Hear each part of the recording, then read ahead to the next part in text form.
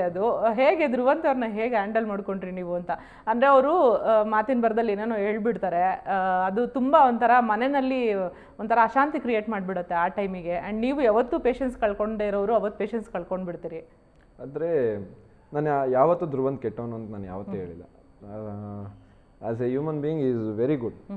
ನಾನು ನೋಡಿದ್ದೀನಲ್ಲ ಮನೆ ಒಳಗಡೆ, ವಿ ಕ್ಯಾನ್ ಬಿಲೀವ್ ಇಮ್.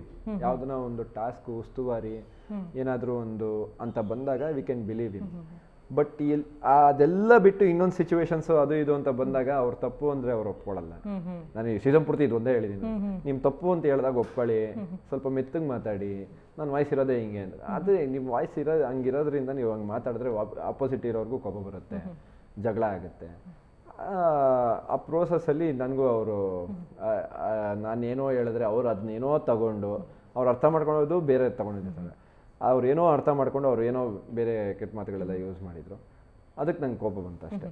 ಅದೂ ಬ್ರೋ ಹಿಂಗೆ ಹೇಳೋದು ತಪ್ಪು ಅಂತಂದರೆ ನಾನು ಹೇಳೋದೆ ಹಂಗೆ, ಅದು ಹಂಗಲ್ಲ, ನಾನು ಹೇಳಿದ್ದು ಅದಲ್ಲ, ನಾನು ಹೇಳಿದ್ದು ಬೇರೆ ಅಂತಂದಾಗೆ ಕೋಪ ಜಾಸ್ತಿ ಆಗಿದ್ದು ನನಗೆ. ನಮ್ಗೆ ಗೊತ್ತು, ಎಲ್ರಿಗೂ ಗೊತ್ತು ನೀವು ಹೇಳಿದ್ದು ಅದೇ ಅಂತ. ಯಾವಾಗ ಅದು ಇಲ್ಲ ನಾನು ಹಿಂಗೆ ಹೇಳಿದ್ದು ಅಂತಂದಾಗೆ ಕೋಪ ಜಾಸ್ತಿ ಆಗಿದ್ದು, ಅದಕ್ಕೆ ಜಗಳ ಮಾಡಿದೆ. ಅದಾದಮೇಲೆ ಅವ್ರ ವಿಚಾರದಲ್ಲಿ ಇಡೀ ಸೀಸನಲ್ಲಿ ಒಬ್ಬರ ವಿಚಾರದಲ್ಲಿ ನಾನು ತಪ್ಪು ಮಾಡಿದ್ದೀನಿ ಅಂತ ಅನಿಸಿದೆ ಧ್ರುವಂತ್ ವಿಚಾರದಲ್ಲಿ. ಅವ್ರ ಬಗ್ಗೆ ರಿಷಾ ಅವ್ರು ಏನೋ ಮಾತಾಡಬೇಕಾದ್ರೆ ಅದನ್ನು ಕೇಳಿಸ್ಕೊಂಡು ನಾನು ಏನೂ ಹೇಳಲಿಲ್ಲ ಅಂತ.